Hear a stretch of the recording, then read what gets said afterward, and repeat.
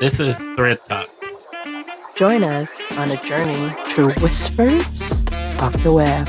What secret will you hide from your family and take to the grave? But if you're still out there looking for the answer, we don't have it.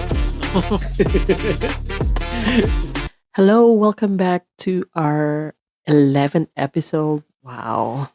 Let me just do something in that one. Yeah, hello everybody, and welcome to another episode of ThreadTalkz. We are now in episode 11.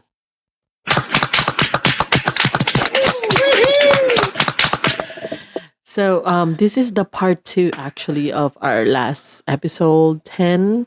It's the titled I have kept a secret for nearly 60 years and I would like to share it anonymously. And just to recap, the part 1 is the redditor is has a secret that she was sharing when she was back on her first job and had her boyfriend James. And then they went to a party, and something happened to her in that party with a male adult. with another older Yeah. co-worker, I Yeah. guess you could call it. Yeah, and she was just young this time, but not like too young, but she's young and ended up getting, I think, I don't know, because we ended up that James and her got married, and she's a virgin when something happened. So, well, if you want to know more details about that episode, please visit our episode 10. Now we'll start back up on the rest of this story. Let's begin.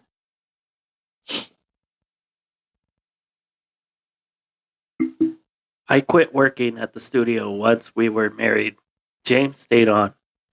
My son, who I'll call Jack, was born about 5 months after the wedding.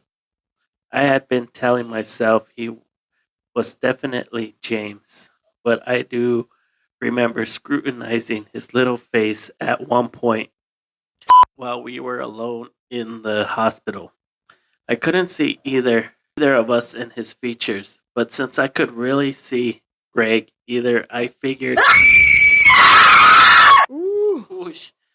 I figured he must have inherited the features of some distant relative, and I hoped that he would resemble me or James more as he grew.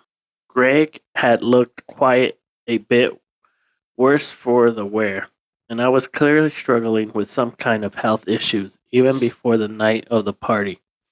A few days after Jack was born, Greg collapsed at work and was rushed to the hospital, where he passed away. Ooh, Oh no. I did not expect that. Okay. At that time, This is that guy and that party that we're talking about. And I guess she got pregnant to kind of get out on that situation. After that party, James and her, or she, did it.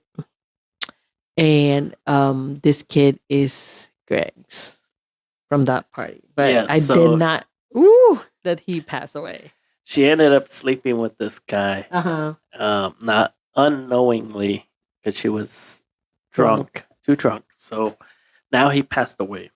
What? Okay. At the time, no one had known what was wrong, but it came out soon after that he'd been battling cancer. Oh no. I'm certain that this had something to do with what happened that night. In spite of what some may think reading this story, Greg was not a hard-worder. Yeah. He was not a bad person. I believe that either the cancer had affected his mind or that he was taking medication that had interacted with the alcohol he drank and somehow caused him to do what he did. I hold no feelings of ill will toward him whatsoever. Okay.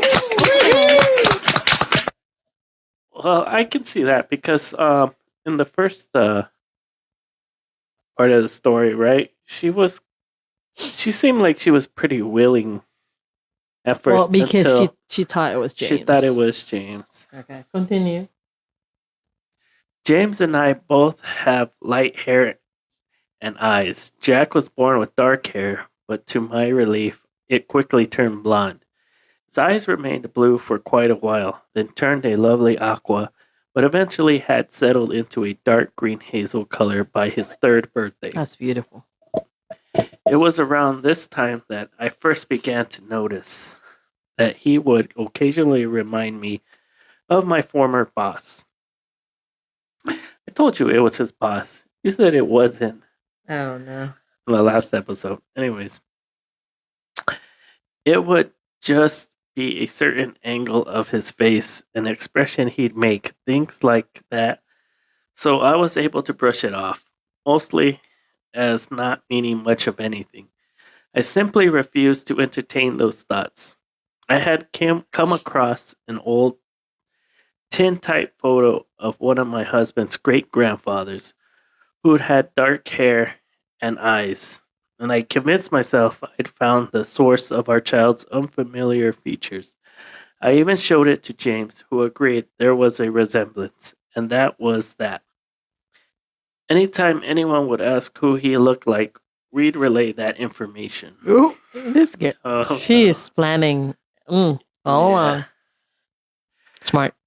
From the start, Jack was different from other children. It became more noticeable once his sister arrived 2 years later, and we had her to compare him to. He had never been a normal baby, though. He didn't like to be held or cuddled much. He would stiffen and push away from us, and he would scream for hours on end, Ooh. day after day. He rarely slept.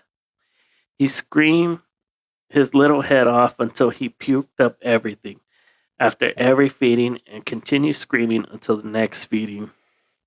He was miserable. Nothing we tried would soothe him. It nearly drove James and I to distraction for the first year of his life. Jack was a late walker, but by the time he was 1, he could speak in full sentences, and at 8 months, he was able to draw recognizable human figures with faces, hands, and feet, hair, ears. It was amazed. I was amazed. Nobody else in our family had any kind of artistic ability. He would develop these intense obsessions with different subjects, historical figures and events, various mechanical things and modes of transportation, different species of animals, etc. Whatever his obsession du jour was, he talked only about that, draw pictures of it, make up stories about it, etc. We'd buy him books and he would read them until he could recite every fact and figure. One of his favorite One of his very first obsessions was something I knew Greg had also shared a lifelong interest in, and I recall being paranoid that James would make some type of connection, but he never did. You think an obviously bright kid like Jack would excel, but he did terribly in school. He got into trouble on a daily basis for refusing to do work. He would sit there and draw pictures all day, and when the teacher addressed the issue with him, he pretended to agree, wait until they'd stop watching him, and then go right back to drawing. Jack did whatever he wanted to do, and that was that. He would read his textbooks cover to cover the night they were distributed and was able to pass the test but failed his classes because he wouldn't turn in any work. I had never met a kid like Jack, never had James. We had no clue how to handle him, and he was often in trouble at home as well. He would have screaming tantrums well into his later childhood years if he became overwhelmed or if things didn't go his way. James had difficulty bonding with Jack due to their differences, and they were usually at Ooh. odds with one another. Jack dropped out of school and moved away from home at 16, mostly, I believe, to escape James' temper. Wow. Oh, man. So, to me, this seems like a little bit like autism, right? Maybe. But like I guess also they don't have I feel like since it's not his kid, they don't have that bond Yeah, I guess that could be too. to for them. But I don't because of the DNA only. Because environmental is also good, but I don't know how that dynamic is. So I guess we're gonna know it in next episode. I feel like James knows something I don't is know. different, but he just chose to ignore it because he Well, was in too far by that time. yep. But well, we're gonna know that next episode of this part three part. Yeah. Redditor, the secret that she kept for almost 60 years. And we're gonna know what else that can happen. But I think the main of the secret is already revealed, which is Jack is not James' son, and it's Greg. Yeah, And he it passed really away seems already. that way. Like she really feels it's Greg's son, and everything points to it, Yeah. which Well- is wah, wah. But will she ever tell James? I don't know. I guess we'll find out. We'll find out. But for our listener, if you have any comments about what we read this part 3 or 3-part story, let us know. We want to hear from you guys also. Thank you for listening to ThreadTalkz. Don't forget to like, subscribe, or follow us on YouTube or wherever you listen to your podcasts.